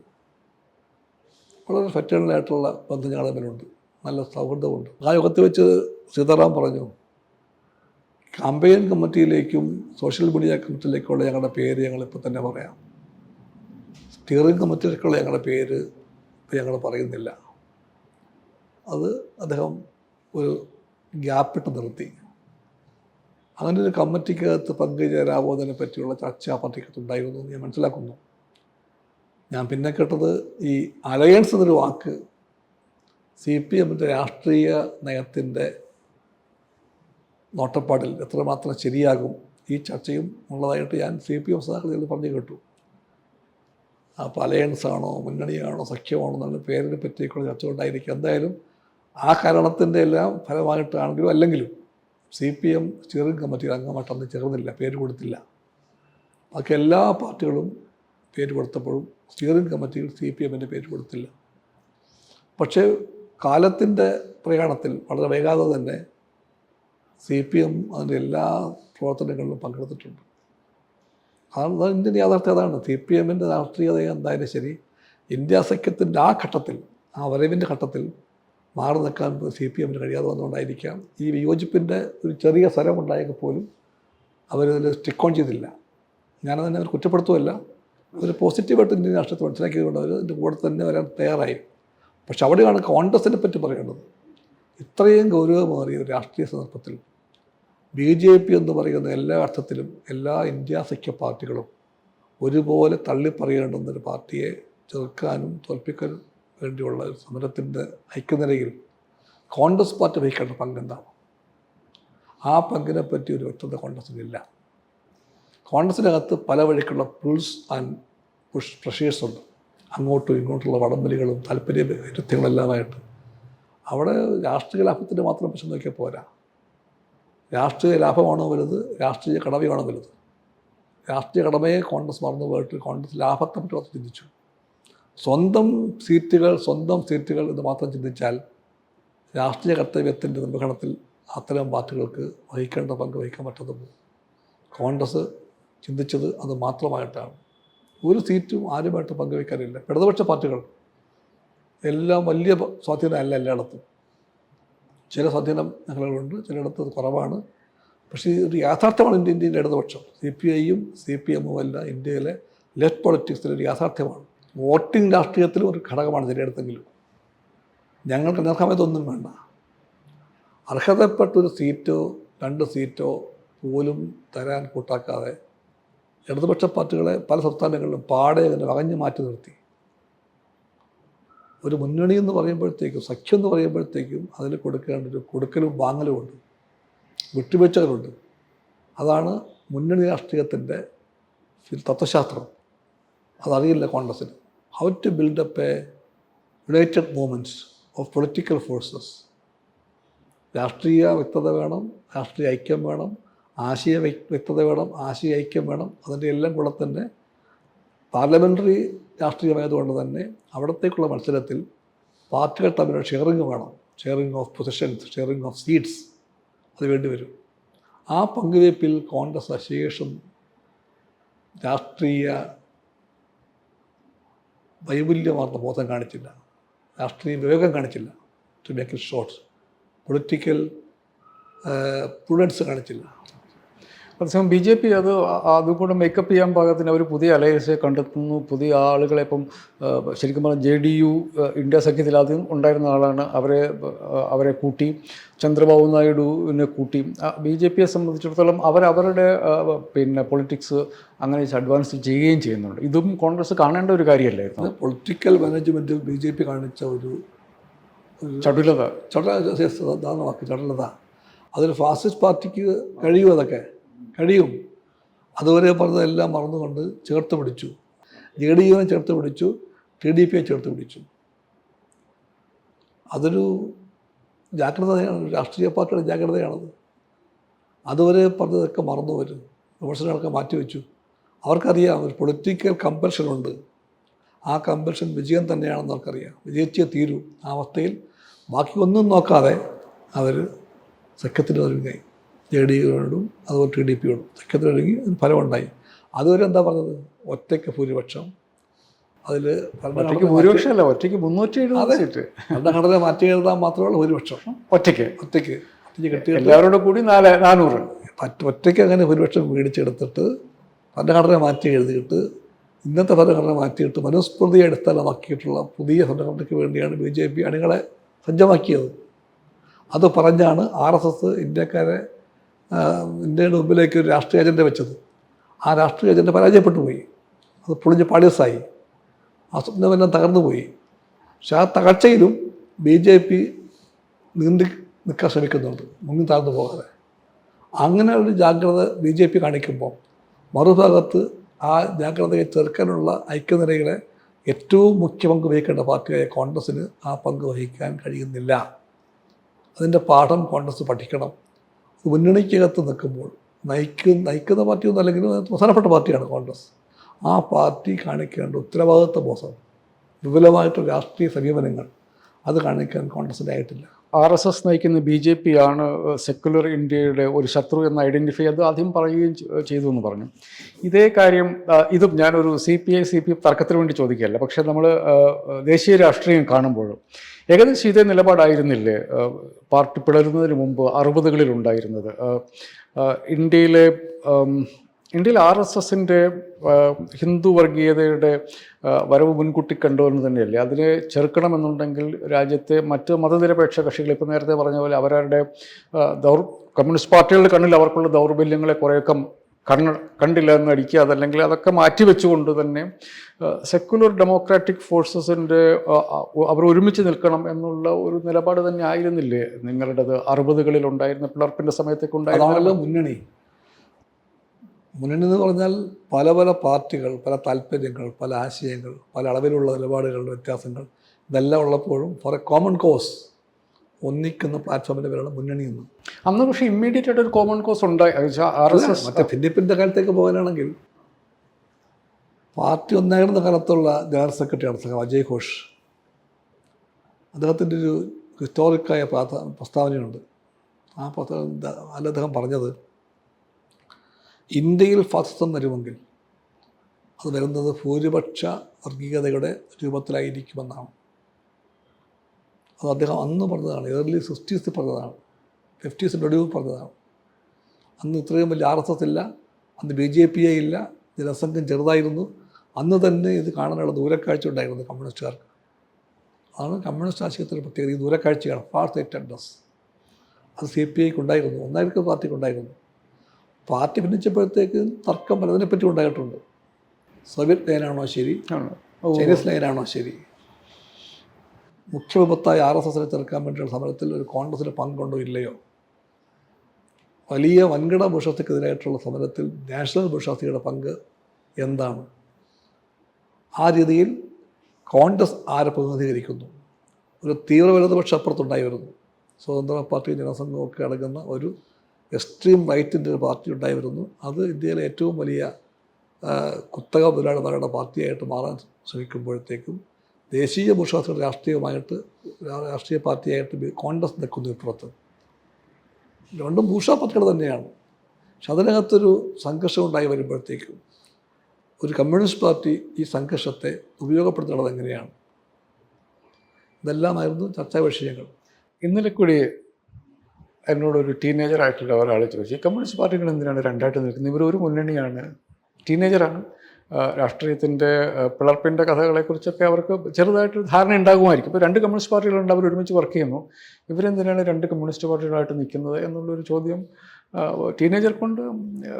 അത് പല മനുഷ്യർക്കും ഉണ്ടായിരിക്കും, ഇടതുപക്ഷത്തെ ഇഷ്ടപ്പെടുന്ന പല മനുഷ്യർക്കും ആ ചോദ്യം ഉണ്ടാവും. ഇത് നിങ്ങൾ കമ്മ്യൂണിസ്റ്റ് പാർട്ടികളുടെ ചിന്തയിൽ എവിടെയെങ്കിലുമൊക്കെ ഉണ്ടോ ഇപ്പോഴും? ഒരു ടീനേജർക്ക് മാത്രമല്ല, രാഷ്ട്രീയത്തെ ഗൗരവമായിട്ട് കാണുന്ന ഒരുപാട് പേർക്ക് ചോദ്യമുണ്ട്. കമ്മ്യൂണിസ്റ്റ് പാർട്ടിയെ പ്രസ്ഥാനത്തെ സ്നേഹിക്കുന്ന ഒരുപാട് പേരുടെ മനസ്സിൽ ചോദ്യമുണ്ട്.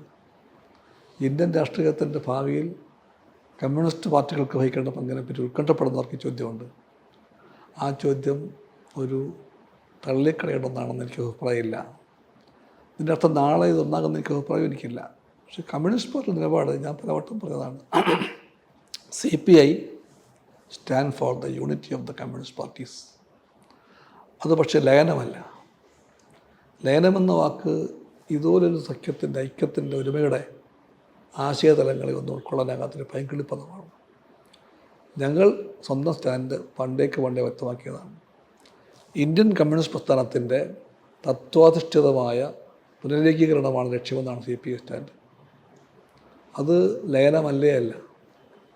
ഇതുപോലൊരാശയം, തത്വാധിഷ്ഠിതമായ പുനരേകീകരണം എന്നൊരാശയത്തിൻ്റെ വൈപുല്യം, ആഴം, സംഘടനാപരമായി, ആശയപരമായി, രാഷ്ട്രീയമായി എല്ലാം ഉള്ളതിൻ്റെ ഡയമെൻഷൻസ്, അതൊന്നും ഉൾക്കൊള്ളാൻ കഴിയാത്തവർ ഒരു പൈങ്കിളി പദമാണ് ലയനം. ഞങ്ങൾ ലയനത്തിൽ നിൽക്കുന്ന പാർട്ടിയല്ല. CPIക്ക് ആ വാക്കറിയില്ല, അത് CPIയുടെ വാക്കല്ല.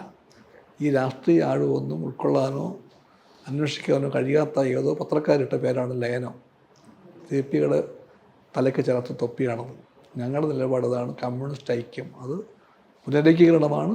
അതൊരു പ്രിൻസിപ്പിൾഡ് ബേസിസിലേ പറ്റൂ. ഞങ്ങൾ തുറന്നു പറയട്ടെ, അങ്ങനെ ഒരു ലക്ഷ്യം പ്രഖ്യാപിച്ചുകൊണ്ട് നാളെ അത് യാഥാർത്ഥ്യമാകാൻ പോകുന്നില്ല. പക്ഷെ ഇത്രയും കടുത്ത രൂപത്തിൽ വർഗീയ ഫാസിസത്തിൻ്റെ ശക്തികൾ കടന്നാക്രമിക്കുമ്പോൾ, ജനങ്ങളുടെ എല്ലാ പ്രതീക്ഷയും കെട്ടുപോകുമെന്ന് ആശങ്ക ഉയരുമ്പോൾ, ഒരു രാഷ്ട്രീയ നഷ്ടത്തിന് വേണ്ടി സമൂഹത്തിലെ പാവങ്ങളെല്ലാം കൊതിക്കുമ്പോൾ ലക്ഷ്യമായി അത് പ്രഖ്യാപിക്കാൻ കഴിയേണ്ടതല്ലേ ഇപ്പോഴെങ്കിലും? ലക്ഷ്യമായിട്ട് അത് മതി.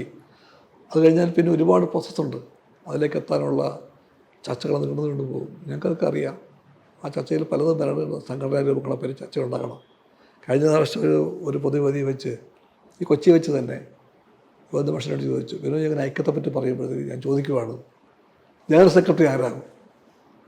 ആ ചോദ്യം മാത്രം മതിയല്ലോ പിന്നിപ്പിൻ്റെ ബാക്കി തുറക്കാൻ. അവിടെ വെച്ച് തീരും, ചർച്ച തീരും. അല്ല, അതൊന്നും തള്ളിക്കളയുന്നില്ല. അപ്പം ഇതിന് സംഘടനാ രൂപത്തെപ്പറ്റി, ആശയ വ്യക്തതയെപ്പറ്റി, ആശയ അടിത്തറയെപ്പറ്റി, രാഷ്ട്രീയത്തെപ്പറ്റി എല്ലാം ചർച്ചകൾ. ഈ ചർച്ചകളിൽ എന്തെല്ലാം ചർച്ചയ്ക്ക് വരണം, ഏതെല്ലാം പോയിൻറ്റ്സ് ആണ് ചർച്ചയ്ക്ക് ചെയ്യേണ്ടത്, the points to be discussed and get clarification, അതിനെപ്പറ്റിയുള്ളൊരു ചർച്ചയ്ക്കെങ്കിലും തുടക്കം കുറിച്ച് വെച്ചിക്കാൻ നോക്കും വരും തലമുറയ്ക്ക് വേണ്ടി. ചിലപ്പോൾ 50 കൊല്ലം കഴിഞ്ഞാണെങ്കിലും ഒന്നാകുന്നെങ്കിൽ ഒന്നാകട്ടെ, ഫോർ ദ പോസ്റ്ററിറ്റി. അല്ലാതെ എല്ലാ കാലത്തും 2 കമ്മ്യൂണിസ്റ്റ് പാർട്ടികൾ, പിന്നെ 4ആയി 6ആയി 10ആയി, അതുകൊണ്ട് എന്ത് മെച്ചമുണ്ടായി? കമ്മ്യൂണിസ്റ്റ് പ്രസ്ഥാനവും കമ്മ്യൂണിസ്റ്റ് പാർട്ടിയും ആർക്ക് വേണ്ടി ഉണ്ടായോ? ആ വർഗത്തിൽ, ആ പാവങ്ങൾക്ക് ഈ ഭിന്നിപ്പ് കൊണ്ട് എന്ത് നേട്ടമുണ്ടായി? തൊഴിലാളി വർഗത്തിൻ്റെ പ്രതിഷേധത്തിൻ്റെ പാർട്ടിയാണ് കമ്മ്യൂണിസ്റ്റ് പാർട്ടി എങ്കിൽ ആ വർഗത്തിന് എന്ത് മെച്ചമുണ്ടായി? പിന്നെ ഇന്ത്യൻ രാഷ്ട്രീയത്തിൻ്റെ പൊതുവിലുള്ള ക്വാളിറ്റേറ്റീവായിട്ടുള്ള ഉള്ളടക്കത്തിൽ എന്ത് മാറ്റം വരുത്തി ഈ ഭിന്നിപ്പ്? കമ്മ്യൂണിസ്റ്റ് മൂവ്മെൻറ്റിനകത്ത് തന്നെ ഉണ്ടായിട്ടുള്ള ഒരുപാട് അപജയങ്ങൾക്ക് ഈ ഭിന്നിപ്പ് എത്രത്തോളം കാരണമായി? ഇതൊക്കെ ചിന്തിക്കണ്ടേ കമ്മ്യൂണിസ്റ്റുകാർ? ആ ചിന്ത ഉണ്ടാകട്ടെ, ചർച്ച ഉണ്ടാകട്ടെ. പക്ഷേ ഞാൻ ആവർത്തിച്ച് പറയുന്നു, ഞങ്ങൾ ഐക്യം എന്ന് പറഞ്ഞുകൊണ്ട് ആരുടെയും പിറകിൽ ഒരു ബെഗ്ഗിങ് ബൗളുമായി, ഭിക്ഷാപത്രവുമായി പോകാൻ CPI തയ്യാറല്ല.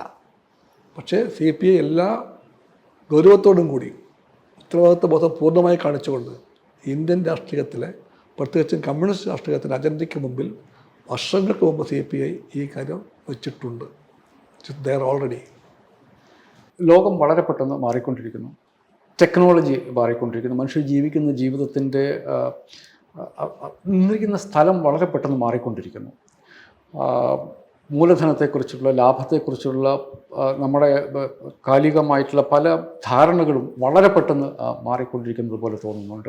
ഈ പുതിയ കാലത്തെ മനുഷ്യരെക്കുറിച്ച് ഇപ്പം വരുന്നത്, ആർട്ടിഫിഷ്യൽ ഇൻ്റലിജൻസ് വരികയും അത് മനുഷ്യരുടെ തൊഴിലടക്കം മനുഷ്യരുടെ ജീവിതത്തെ വലിയ തോതിൽ വ്യത്യാസപ്പെടുത്തുകയും ചെയ്യുന്ന അതിൻ്റെ ലക്ഷണങ്ങൾ കാണിച്ചു തുടങ്ങിയിട്ടുണ്ട്.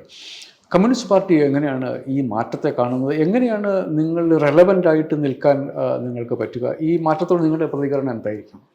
ഞങ്ങൾ ശരിക്കും മാർക്സിസത്തിനെ മനസ്സിലാക്കി ഈ യാഥാർത്ഥ്യങ്ങളുമായിട്ട് അതിനെ ബന്ധപ്പെടുത്താൻ ശ്രമിച്ചാൽ ഇന്നത്തെ ഈ താങ്കൾ ചൂണ്ടിക്കാണെന്ന് വെച്ചാൽ ഒരു ചേഞ്ചിങ് വേൾഡുണ്ടല്ലോ. ഇപ്പോൾ AI ഉണ്ട്, ഉണ്ടാക്കാൻ പോകുന്ന സ്വാധീനമുണ്ട്. അത് ഉൽപ്പാദന ബന്ധങ്ങളെ, ഉൽപ്പാദന പ്രക്രിയയെ, ഉൽപ്പാദന വ്യവസ്ഥകളെ എല്ലാം സ്വാധീനിക്കാൻ പോകുന്നുണ്ടത്. അതെല്ലാം യാഥാർത്ഥ്യമാണ്. ഈ യാഥാർത്ഥ്യങ്ങളുടെ മുമ്പിൽ അതിനെ മനസ്സിലാക്കാനും ഇടപെടാനും ഉള്ള ഭാഗത്തിന് മാർക്സിസത്തെ ഉപയോഗപ്പെടുത്താൻ കഴിയണം. അതിനുള്ള കെൽപ്പുണ്ട് മാർക്സിസത്തിൽ. യാന്ത്രികമായിട്ട് പറ്റില്ല. മാർക്സിസം ഒരു കടുംപിടുത്തമല്ല, ഒരു മന്ത്രവാദവുമല്ല, ഒരു വേദവുമല്ല. അത് സയൻസാണ്. അതൊരു പ്രധാനപ്പെട്ട ഭാഗമാണ്. മാർക്സിസത്തിനെ ഒരു സയൻസായി കാണണം. ആ സയൻസ് ഒരു ഗ്രോയിങ് സയൻസാണ്. സമൂഹത്തിൻ്റെ വളർച്ചയ്ക്കൊപ്പം വളരാൻ അതിന് കഴിയണം. ഇവിടെയാണ് പ്രശ്നം. മാർക്സിസത്തിൻ്റെ യഥാർത്ഥത്തിലുള്ള ശരിക്കുള്ള ആപ്ലിക്കേഷൻ, അതിന് ഞങ്ങൾ സജ്ജമാകണം. അതിനുള്ള പൊട്ടൻഷ്യൽ മാർക്സിസത്തിനുണ്ട്. പക്ഷേ മാർക്സിസം പ്രയോഗവൽക്കരിക്കുന്ന ഞങ്ങൾക്ക് ആ കഴിവുണ്ടെന്ന ചോദ്യമാണ് ഞങ്ങൾ നേരിടുന്നത്. CPI ആയാലും CPM ആയാലും ഏത് കമ്മ്യൂണിസ്റ്റ് പാർട്ടിയായാലും ലോകത്തുനിന്ന് മാർക്സിസത്തിൻ്റെ ഈ ഉൾക്കരുത്തുകളെ, അതിൻ്റെ സാധ്യതകളെ ഉൾക്കൊണ്ടുകൊണ്ട് പ്രയോജനപ്പെടുത്താൻ ഞങ്ങൾ സജ്ജമാണോ? അങ്ങനെയാണെങ്കിൽ ഇതെല്ലാം പുതിയ ഉത്തരം ആവശ്യപ്പെടുന്നുണ്ട്. AI-യുടെ വരവ്, ഉണ്ടാക്കുന്ന സ്വാധീനങ്ങൾ, സംഘർഷങ്ങൾ, ബന്ധങ്ങളിലെ ഉയർച്ചയും താഴ്ചയും ഇതെല്ലാം ഉണ്ടാകാൻ പോകുന്നുണ്ട്, ഉണ്ടായിക്കൊണ്ടിരിക്കുകയാണ്. അതിനെയൊക്കെ അഡ്രസ്സ് ചെയ്യാനുള്ള മാർഗം എന്താ? നമുക്ക് പൊതുവെ പറയാം, ചോദ്യങ്ങളെല്ലാം പഴയതല്ല. കാലം മാറുമ്പോൾ ചോദ്യങ്ങൾ പഴയതല്ല, ചോദ്യങ്ങൾ പുതിയതാണ്. പുത്തൻ ചോദ്യം വന്നിരിക്കുന്നു. ചോദ്യ പരമ്പര ഉണ്ടായിക്കൊണ്ടിരിക്കുന്നു. ഈ ചോദ്യ പരമ്പരകൾ ഉണ്ടായിക്കൊണ്ടിരിക്കുമ്പോൾ ആ പുത്തൻ ചോദ്യങ്ങൾക്ക് നിങ്ങൾക്കറിയാം, പഴയ മറുപടി അപര്യാപ്തമാണ്. ആ മറുപടി പോരാ, അവയ്ക്ക് പുതിയ മറുപടി വേണം. ആ പുതിയ മറുപടി കണ്ടെത്താനുള്ള ശ്രമത്തിൽ ഞങ്ങളുടെ കയ്യിൽ ആയുധമാണ്, ശാസ്ത്രമാണ് മാർക്സിസം. ആ ശാസ്ത്രത്തെ ഞങ്ങൾ ശാസ്ത്രീയമായി ഉൾക്കൊണ്ടുകൊണ്ട് അന്ധവിശ്വാസമല്ലാതെ മനസ്സിലാക്കിക്കൊണ്ട് ഒരു സയൻസായി മാർക്സിസത്തെ ഞങ്ങൾ അപ്ലൈ ചെയ്യാൻ പ്രാപ്തമായാൽ ഞങ്ങൾക്ക് പരിഹാരമുണ്ട്. അതൊരു ചെറിയ കാര്യമല്ല, പറയുമ്പോൾ എളുപ്പത്തിൽ പറയാൻ പറ്റി, പക്ഷേ അത് ഫലപ്രാപ്തത്തിലേക്ക് എത്തിക്കണമെങ്കിൽ എളുപ്പമല്ല. അത്ര എളുപ്പം തിരിഞ്ഞു വരാൻ ഇതിപ്പോൾ ആന തിരിയുന്നത് പോലെ നിങ്ങളുടെ എളുപ്പമല്ല, പക്ഷേ അതിൽ വലിയ സ്ട്രഗിളാണ്. ഈ കമ്മ്യൂണിസ്റ്റ് പ്രസ്ഥാനത്തിന് ഒരുപാട് ചരിത്രമുണ്ടല്ലോ. മാനിഫെസ്റ്റോയുടെ വരവ് എന്നൊരു ചരിത്രമുണ്ടല്ലോ. 1846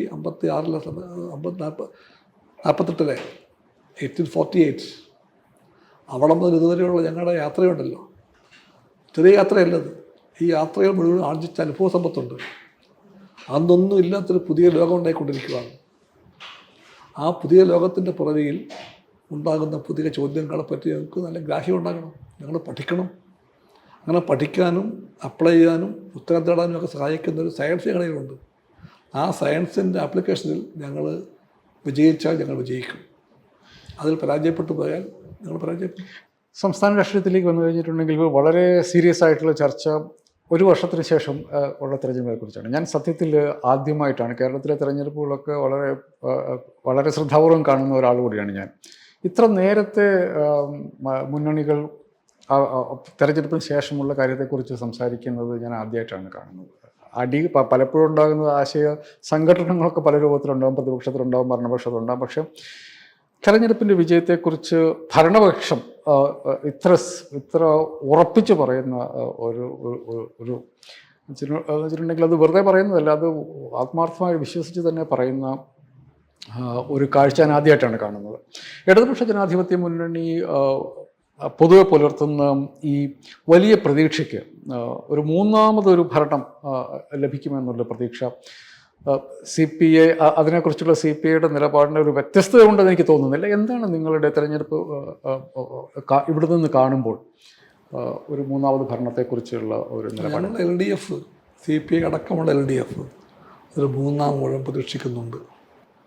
ഒരു മൂന്നാം ഊഴം ഉണ്ടാകാൻ സാധ്യത കാണുന്നുണ്ട്. അതിനുവേണ്ടി ഞങ്ങൾ സജ്ജമാകാൻ സമയമായി എന്ന് ഞങ്ങൾ തന്നെ അറിയിക്കുന്നുമുണ്ട്. LDF ഓരോ പാർട്ടികളും LDF കൂട്ടായിട്ടും ഒരു മൂന്നാം ഊഴത്തെ പറ്റിയുള്ള ചർച്ചകൾ ചെയ്യുന്നുണ്ട്. അത് കേരളത്തിലെ രാഷ്ട്രീയ കാലാവസ്ഥയിൽ അതുണ്ട്. എന്താണ് ആ ഒരു രാഷ്ട്രീയ കാലാവസ്ഥ? എങ്ങനെയാണ് നിങ്ങളതിനെ എങ്ങനെയാണ് സാമ്പത്തിക ഞെരുക്കവും അതുണ്ടാക്കുന്ന പ്രശ്നങ്ങളും കെടുതികളും എല്ലാം ഉള്ളപ്പോഴും ജനങ്ങളുടെ മനസ്സിൽ ഇപ്പോഴും ഒരു സ്ഥാനമുണ്ട് LDFന്. LDF ആണ് ഇന്നത്തെ ഏറ്റവും സ്വീകാര്യമായ ഓപ്ഷൻ എന്ന് ചിന്തിക്കുന്നവരാണ് ജനങ്ങൾ പൊതുവിൽ. എല്ലാ കുറവുകളും ചൂണ്ടിക്കാണിക്കുമ്പോഴും ജനങ്ങൾക്ക് LDFലാണ് എപ്പോഴും പ്രതീക്ഷ. മറുഭാഗത്ത് പ്രതീക്ഷയ്ക്കുള്ള ഒന്നും അവർ കാണുന്നില്ല. ഏക പ്രതീക്ഷ കോൺഗ്രസ്സിനുള്ളത് BJP കൂടെ കൂട്ടുപിടിച്ചിരുന്നതിലും ചെയ്യാവുന്ന. പക്ഷേ ആ ഒരു അവസ്ഥയിലല്ലേ കോൺഗ്രസും അല്ല, UDFും അല്ല, BJPയും അല്ല. ഇടതുപക്ഷ വിരുദ്ധ രാഷ്ട്രീയത്തിൻ്റെ അജണ്ട ഇവിടെ പൊളിഞ്ഞിരിക്കുകയാണ്.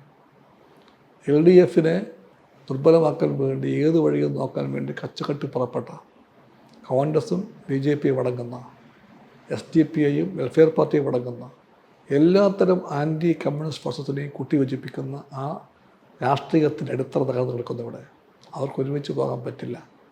ജനങ്ങൾ അതിനെ അംഗീകരിക്കാനും പോകുന്നില്ല. അതുകൊണ്ട് എല്ലാ തരത്തിലും അവരുടെ വിശ്വാസ്യതയ്ക്ക് പരിപൂർണമായ തകർച്ച ഉണ്ടായിട്ടുണ്ട്.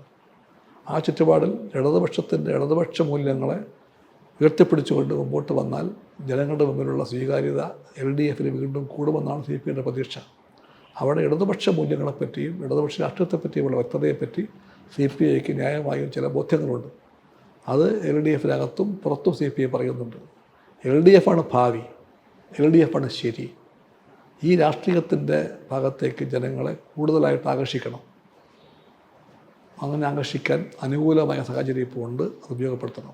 പൊതുവെ CPIയുടെ ഒരു പാർട്ടി എന്ന നിലയ്ക്ക് മാത്രമല്ല, CPIയുടെ ഒരു റെലവൻസ് കേരളത്തിലെ പാർട്ടി പൊളിറ്റിക്സിനപ്പുറത്തേക്ക് ഇപ്പം സാർ പറഞ്ഞ പോലെ ഇടതുപക്ഷത്തോട് ചേർന്ന് നിൽക്കുന്ന മനുഷ്യർ, അതല്ലെങ്കിൽ ന്യൂട്രലായിട്ടുള്ള മനുഷ്യർ, അവരൊക്കെ സംബന്ധിച്ചിടത്തോളം CPIയും ഒരു ഒരു രാഷ്ട്രീയ പാർട്ടി എന്ന നിലയ്ക്ക് അപ്പുറത്തേക്ക് അവർക്ക് പലപ്പോഴും ഉള്ള ഭിന്ന ആശയങ്ങളുടെ റെപ്രസെൻറ്റേറ്റീവായിട്ട് CPIയെ കാണാറുണ്ട്.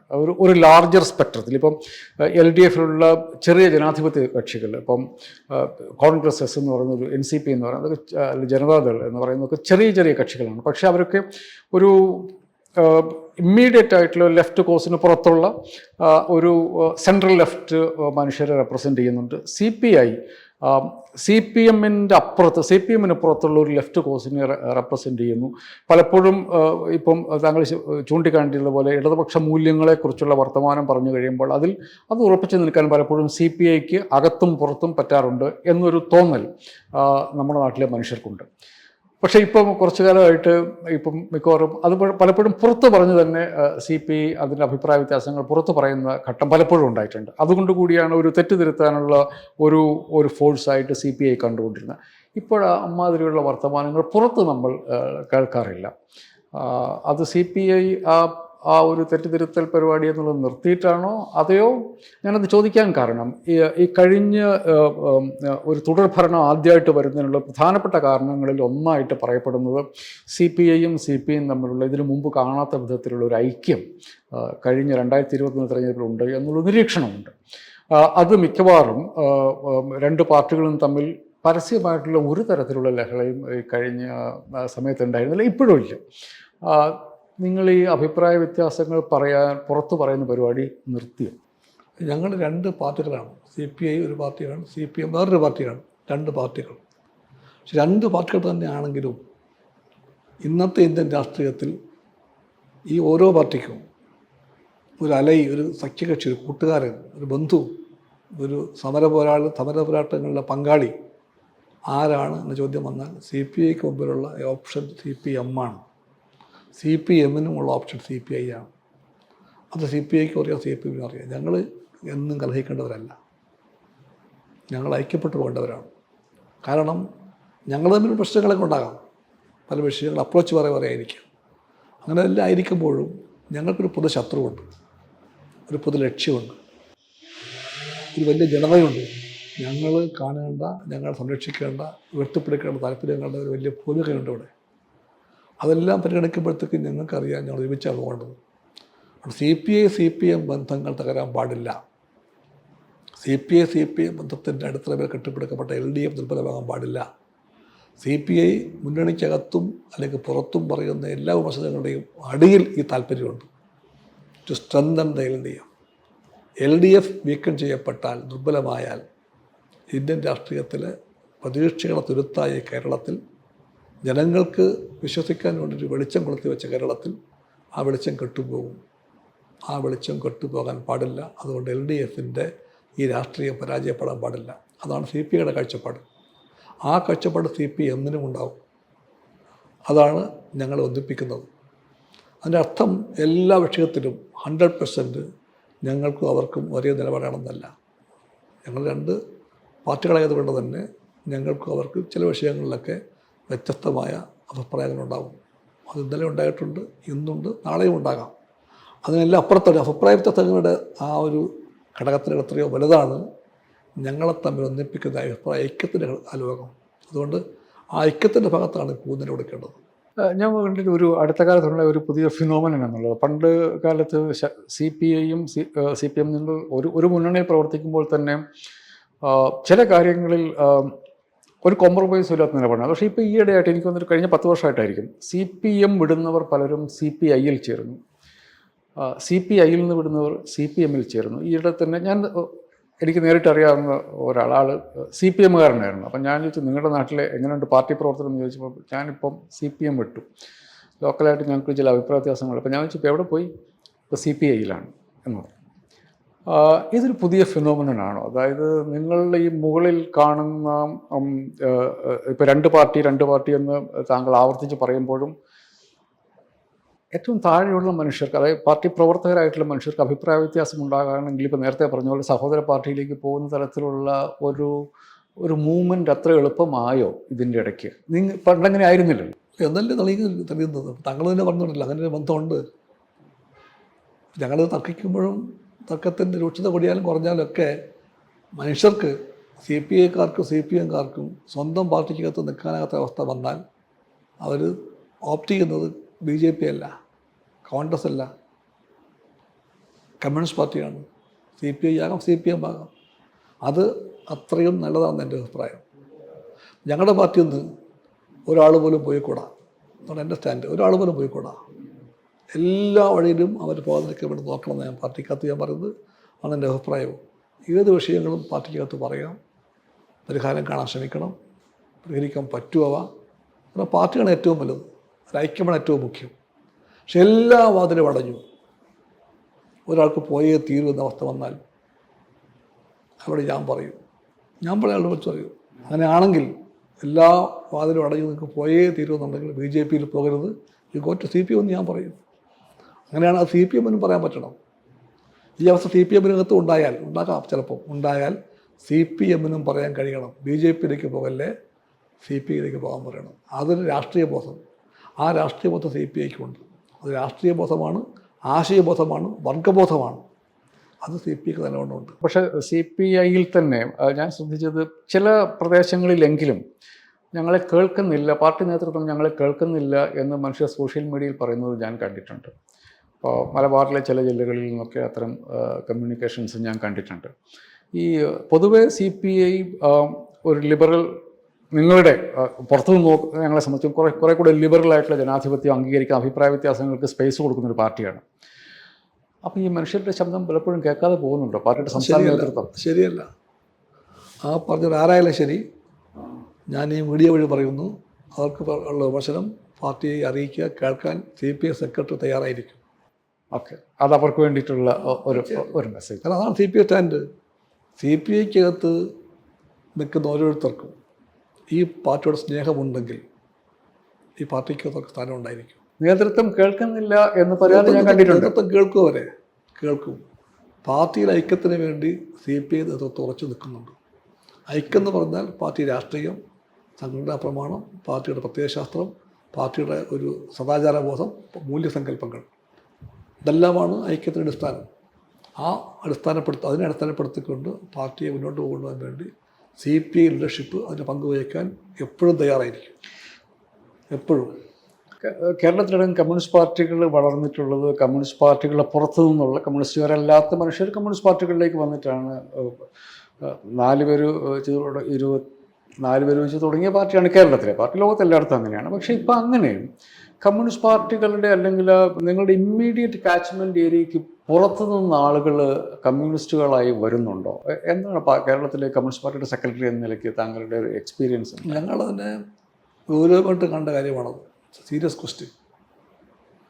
ഞങ്ങൾക്ക് വളർച്ച ഉണ്ടാകുന്നുണ്ട്, പക്ഷെ ഞങ്ങൾ ഏറ്റെടുക്കേണ്ട കടമകളുടെ വൈവിധ്യം നോക്കുമ്പോൾ ഈ വളർച്ച പോരാ. റേറ്റ് ഓഫ് ഗ്രോത്ത്, വളർച്ച തോത് അപര്യാപ്തമാണ്.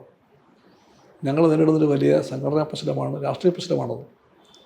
അതുകൊണ്ട് കമ്മ്യൂണിസ്റ്റ് പാർട്ടിയുടെ വളർച്ച കാലം ആവശ്യപ്പെടുന്ന മട്ടിൽ ഉണ്ടാകണമെങ്കിൽ ഞങ്ങളുടെ പല രീതിയിലുള്ള മാറ്റങ്ങളെ പറ്റി ചിന്തിക്കണം.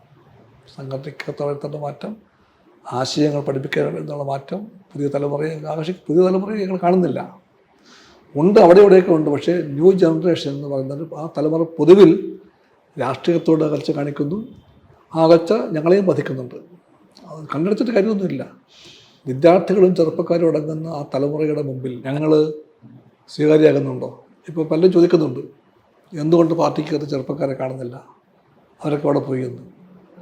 ഞാൻ എപ്പോഴും പറയും, ചെറുപ്പക്കാരെ കാണുന്നില്ല, കുറ്റം അവരുടേത് മാത്രമല്ല, കുറ്റം പ്രധാനമായിട്ടും ഞങ്ങളുടേതാണ്.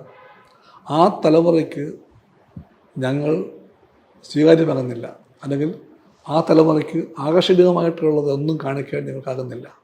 ഞങ്ങളിലേക്ക് വരണം, ഞങ്ങളെ കാണണം, ഞങ്ങളെ കേൾക്കണം, ഞങ്ങളുമായിട്ട് ചുറ്റിപ്പറ്റി നിൽക്കണം എന്നൊക്കെ ഞങ്ങളെ നോക്കുന്ന ആ തലമുറയ്ക്ക് തോന്നിപ്പിക്കാൻ ഞങ്ങൾക്കാകാത്തതിൻ്റെ പ്രശ്നമുണ്ട്.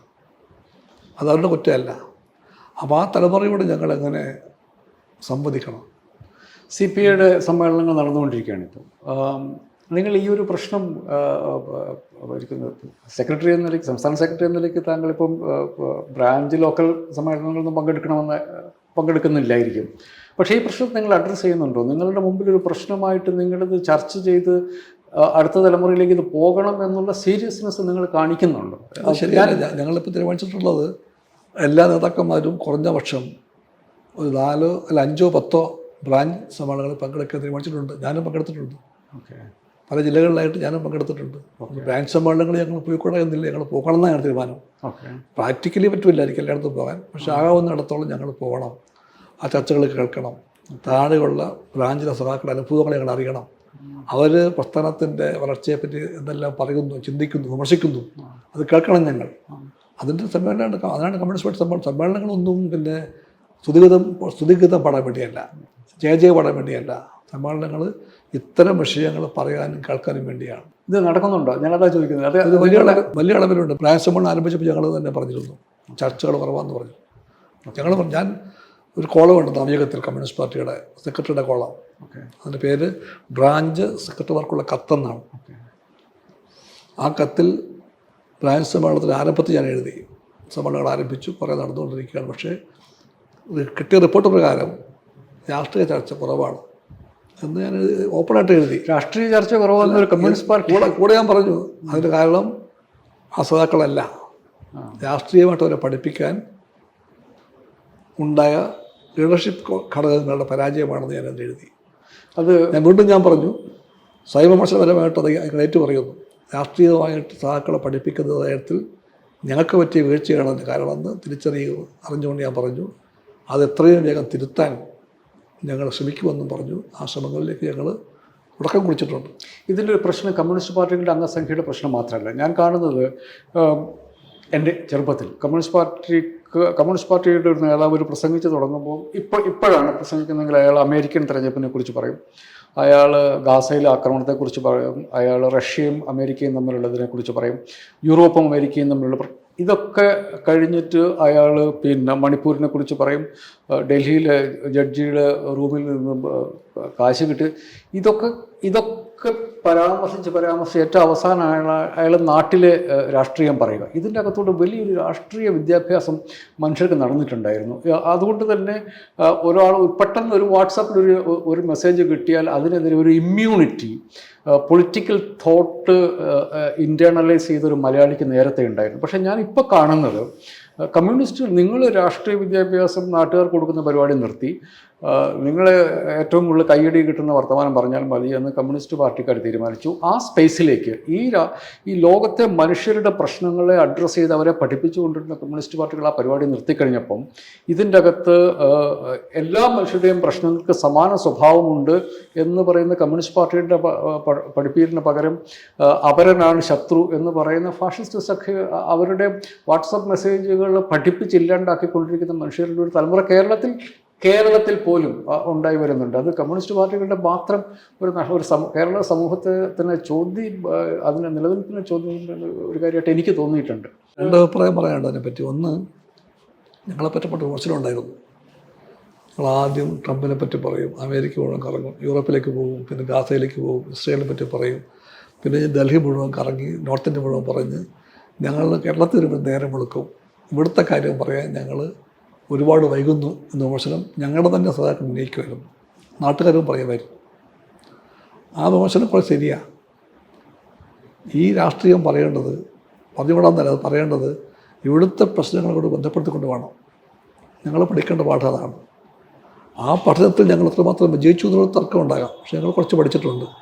ഞങ്ങളിപ്പം ലോകരാഷ്ട്രീയം പറഞ്ഞുവിടാന്നില്ല എന്ന് പറയുന്നുണ്ട്, പക്ഷേ പഴയതുപോലെ ഞങ്ങൾ ഒരു പൊതുയോഗത്തിൻ്റെ ആരംഭത്തിൽ ഒരു സ്ട്രക്ചറൊക്കെ ഞങ്ങൾ മാറ്റിയിട്ടുണ്ട്.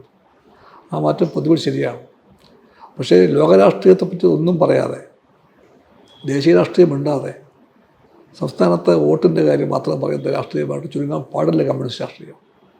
അതിനർത്ഥം സ്വന്തം കൺമുമ്പിലുള്ള മൂക്കിനെ തുടർന്ന കാര്യങ്ങളെപ്പറ്റി പറഞ്ഞുകൊണ്ടും അങ്ങോട്ട് പോകാൻ പറ്റും. ആ അവതരണത്തിൻ്റെ രീതിയെപ്പറ്റി, ആ രാഷ്ട്രീയ വിദ്യാഭ്യാസ ശൈലിയെപ്പറ്റി കമ്മ്യൂണിസ്റ്റ് പാർട്ടി പഠിക്കണം. അതാണ് ഞങ്ങൾ കണ്ടെത്തിയത്. ഞങ്ങൾ അതിൻ്റെ ഒരു യാത്രയിലാണിപ്പോൾ. ഈ സമ്മേളനത്തിൻ്റെ കഴിയുന്നതോടുകൂടി കുറച്ചുകൂടെ പ്രാക്ടിക്കലായിട്ട് നിലപാടുകളൊക്കെ വരുമോ? രാഷ്ട്രീയ വിദ്യാഭ്യാസത്തിൽ കമ്മ്യൂണിസ്റ്റ് പാർട്ടി ഒരുപാട് ദൂരം മുമ്പോട്ട് പോകാൻ ബാക്കിയുണ്ട്. രാഷ്ട്രീയ വിദ്യാഭ്യാസം കൂടിയേ തീരും. ആ വിദ്യാഭ്യാസത്തിൻ്റെ മെഷീനറി ഞങ്ങൾക്കിപ്പം ഫലപ്രദമല്ല വേണ്ടത്ര. അത് ഫലപ്രദമാക്കണം. We are striving for that. ഞങ്ങളുടെ ശ്രമത്തിലാണ്. ഈ സമ്മേളനം കഴിയുമ്പോഴത്തേക്കും ഞങ്ങൾക്ക് നേടേണ്ട ഒരു കാര്യം അതായിരിക്കും. ഫലപ്രദമായിട്ടുള്ളൊരു വിദ്യാഭ്യാസ സ്ട്രക്ചർ ഉണ്ടാക്കിയെടുക്കണം. അത് വേണം. ഞങ്ങളീ പറയുന്ന കമ്മ്യൂണിസ്റ്റ് ആദർശങ്ങൾ, കമ്മ്യൂണിസ്റ്റ് ജീവിത രീതികൾ, കമ്മ്യൂണിസ്റ്റ് മൂല്യങ്ങൾ എന്നൊക്കെ പറയുമ്പം അതെല്ലാം നേടാൻ കഴിയണമെന്നുണ്ടെങ്കിൽ അതിനാവശ്യമായ വിദ്യാഭ്യാസം കൊടുക്കണം. ഞങ്ങളുടെ തലമുറയ്ക്കെല്ലാം കിട്ടിയ വലിയ കാര്യം we are train by that. ആശയപരമായിട്ട് ഞങ്ങൾ അതിനെ പറ്റിയ ഒരു കരുത്തുള്ളവരെ ഞങ്ങൾ മാറിയെങ്കിൽ ഞങ്ങളെ മാറ്റിയെടുത്തത് ആ വിദ്യാഭ്യാസം. We got it. പക്ഷേ അതുപോലെ താഴേക്ക് എത്തിക്കാൻ ഞങ്ങൾക്കാകുന്നുണ്ടോ എന്ന് ഞങ്ങൾ തലമുറ ചിന്തിക്കണം. ഇപ്പോൾ ചെറിയ കാറ്റൊന്നും വീശി ഞങ്ങളതിന് വീണു പോകില്ല. ഞങ്ങൾക്ക് നല്ല ആശയ അടിത്തറയുണ്ട്. ഞങ്ങളെ പഠിപ്പിച്ചത് അങ്ങനെ കമ്മ്യൂണിസ്റ്റ് പാർട്ടി. ആ വിദ്യാഭ്യാസത്തിൻ്റെ അന്നത്തെ രൂപഭാവമൊക്കെ മാറിയെങ്കിൽ പോലും അതിൻ്റെ ആ ഒരു ചൈതന്യത്തിൻ്റെ വലിയ അംശം പിന്നാലെ വരുന്നവർക്ക് വേണ്ടി മാറ്റിവെക്കാൻ ഞങ്ങൾക്ക് കഴിയണം. അത് ഞങ്ങളുടെ കടമയാണ്. അതിൻ്റെ നിർവഹണത്തിൽ ഞങ്ങളുടെ തലമുറ വേണ്ടത്ര വിജയിക്കുന്നില്ലെന്നാണ് എൻ്റെ അഭിപ്രായം. അത് തികത്താനും തിരുത്താനും കഴിയേണ്ട ഒരു വീഴ്ചയാണത്. ആ വീഴ്ച തിരുത്താനും വേണ്ടി ഞങ്ങൾ ശ്രമിക്കും. കുറച്ചുകൂടെ ജീവൻ ഉള്ള ഓജസ്സുള്ള ഒരു പാർട്ടി ആവട്ടെ എന്നുള്ള ഞങ്ങൾ പണ്ട് ഞങ്ങൾ വിളിക്കുമായിരുന്നു കമ്മ്യൂണിസ്റ്റ് പാർട്ടി നാടിൻ്റെ ജീവനെന്ന്. ലക്ഷ്യം അതാണ്. കമ്മ്യൂണിസ്റ്റ് പാർട്ടി നാടിൻ്റെ ജീവനാകണം. ജീവനാകാൻ വേണ്ടി കമ്മ്യൂണിസ്റ്റ് പാർട്ടി ഞങ്ങൾ പര്യാപ്തമാക്കി എടുക്കണം, പ്രാപ്തമാക്കാൻ വേണ്ടി ഞങ്ങൾ ഒരുപാട് ശ്രമിക്കാൻ തയ്യാറാണ്. ആ ശ്രമത്തിൽ ഞങ്ങൾ നിങ്ങളെപ്പോലുള്ളവരുടെ കമ്മ്യൂണിസ്റ്റ് ആണെന്നില്ല, പക്ഷേ നിങ്ങളെപ്പോലുള്ളത് നിർദ്ദേശങ്ങൾ, അഭിപ്രായങ്ങൾ, വിമർശനങ്ങളെല്ലാം ഞങ്ങൾ സ്വാഗതം ചെയ്യും. നിങ്ങൾ ഞങ്ങളെ കാണേണ്ടത് നന്മയ്ക്ക് വേണ്ടി നിൽക്കുന്ന, നേരെ ജീവി മുന്നോട്ട് പോകാൻ കുതിക്കുന്ന രാഷ്ട്രീയ പ്രസ്ഥാനമായിട്ടാണ്. അപ്പോൾ നിങ്ങളുടെ എല്ലാ അഭിപ്രായങ്ങളെ ഞങ്ങൾ വിലമതിക്കും. നിങ്ങളെ കാണുന്നത് മിത്രങ്ങളായിട്ടായിരിക്കും. വിമർശിച്ചാൽ അതുകൊണ്ട് നിങ്ങൾ ശത്രുവാകാൻ പോകുന്നില്ല. വിമർശിക്കുമ്പോൾ ഞങ്ങൾ നോക്കുന്നത് അതിനകത്തുള്ള കൺസ്ട്രക്റ്റീവായിട്ടുള്ള ഭാഗത്തെ പറ്റിയാണ്.